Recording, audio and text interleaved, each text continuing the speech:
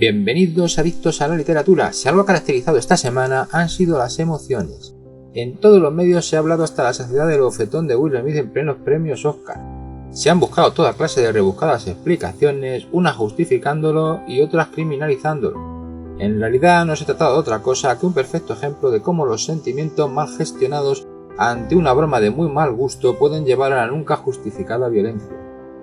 Por eso el tema de esta semana no podía ser otro que el de las emociones.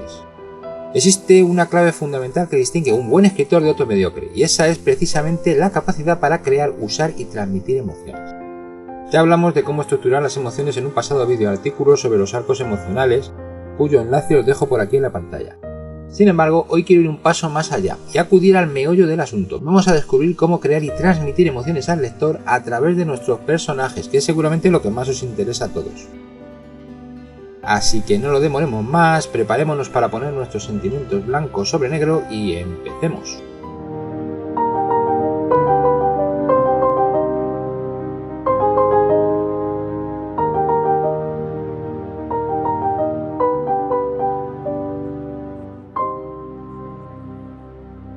Existen distintos métodos para hacer que el lector comprenda y en cierto modo sienta las emociones que embargan a nuestros personajes.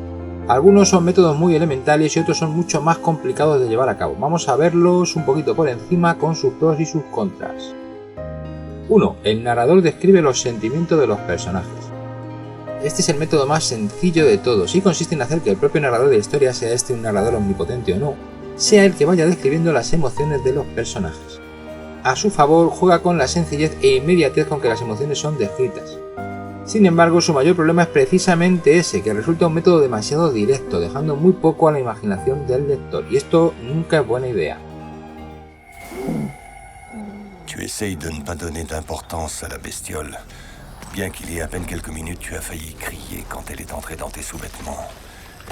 2. Los propios personajes explican sus sentimientos.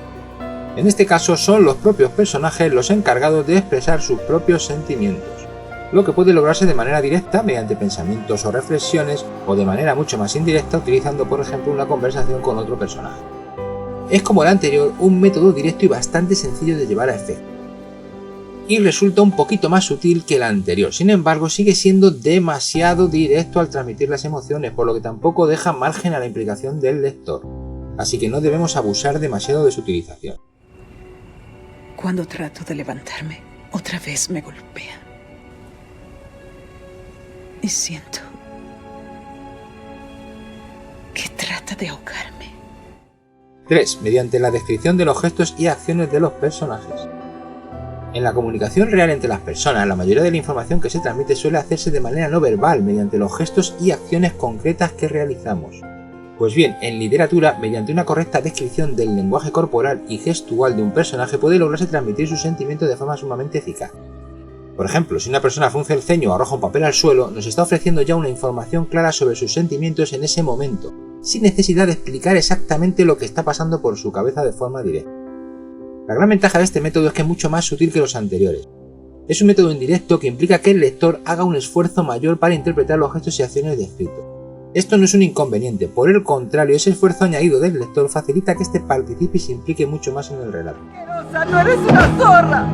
¡No eres sucia! ¡No estás arruinada! ¡No eres un monstruo! ¡Eres un ser amado! 4. Mediante la descripción de los efectos físicos de las emociones. Es un método similar al anterior, aunque en este caso en lugar de describir en nuestro texto los gestos o actos concretos de un personaje, lo que describimos son sus sensaciones físicas. A partir de estas sensaciones, el lector debe deducir las emociones que el personaje sufre sin demasiada dificultad. Es el caso, por ejemplo, de un personaje que se le acelera el pulso, le aumenta la sudoración o le atraviesa un escalofrío. Es un método indirecto en el que nuevamente el lector debe esforzarse en descifrar los sentimientos que se están describiendo en el relato. Esto hace que el lector se implique mucho más en la acción y que incluso llegue a sentir las emociones. El único problema de este método es su dificultad de llevarlo a cabo, ya que nos obliga como escritores a estudiar a fondo cómo las emociones afectan físicamente a una persona, para poder luego reflejar esto mismo en nuestras obras.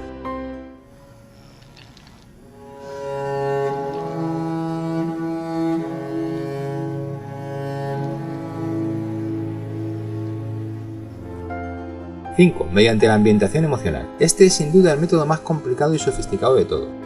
consiste en lograr crear una ambientación emocional en nuestro relato acorde a los sentimientos de los personajes. Esto se consigue utilizando elementos de la ambientación que de alguna manera simbolicen los sentimientos de los personajes. Por ejemplo, una tormenta puede servir para simbolizar un conflicto interior o la lluvia para simbolizar tristeza.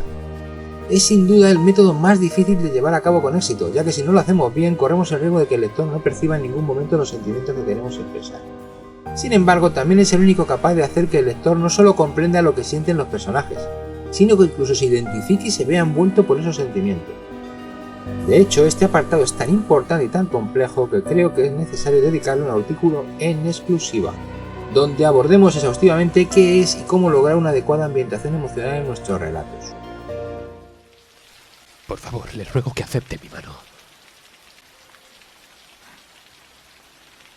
Señor, yo me hago cargo de la lucha que ha mantenido y lamento mucho haberle hecho sufrir.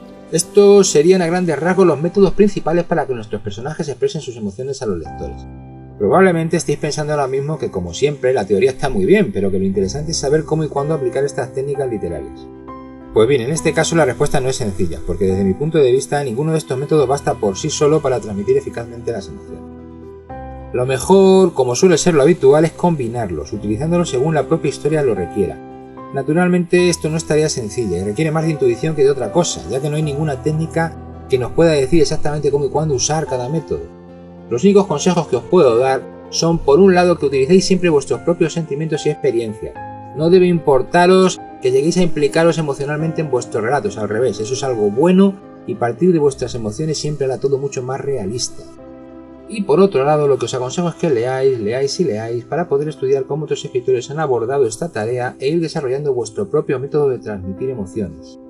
Así que ánimo y ya me iréis contando cómo van esas obras literarias. Ella no le amaba. Convenció de Lo ello. hice por su propio bien. Mi hermana apenas me expresa sus sentimientos. Y hasta aquí los consejos de hoy, espero que os sirvan de ayuda y como siempre estoy a vuestra disposición para lo que queráis. Prometo contestar cualquier pregunta o comentario que hagáis aquí en el blog. Dadle un like si os ha gustado y suscribíos y dad a la campanita para que os lleguen las notificaciones. Hasta la semana que viene.